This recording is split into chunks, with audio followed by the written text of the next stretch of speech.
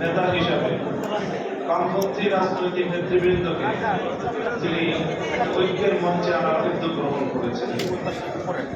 এখন বাংলাদেশে ঠিক মাঝামাঝি আরো বেশ কয়েকটা রাজনৈতিক দল গড়ে উঠেছে। তার মধ্যে অন্যতম হল এবি পার্টি, গণ অধিকার পরিষদ এবং সাম্প্রতিক ছাত্রদের গড়ে ওঠা এনসিপি সহ আরো বেশ কিছু সংগঠন আমরা মনে করি যারা আদর্শিক জায়গা থেকে বড় রাজনীতি করতে হচ্ছে। তারা এই বাংলাদেশের জনগণের মধ্যে রাজনৈতিক অঙ্গনে একটি সেতু বন্ধনের গুরুত্বপূর্ণ ভূমিকা পালন করতে পারে। আমরা যদি এভাবে রাজনীতি করি এবং বাংলাদেশে অতীতে যারা ক্ষমতায় থেকেছে এবং দেশ পরিচালনা করেছে তার মধ্যে জাতীয়তাবাদী দল বিএনপি রয়েছে। এই বিএনপি সহ বাংলাদেশে আমরা সকল রাজনৈতিক দলগুলো আগামী দিনে কিভাবে ঐক্যমতের একটা জায়গা তৈরি করতে হবে।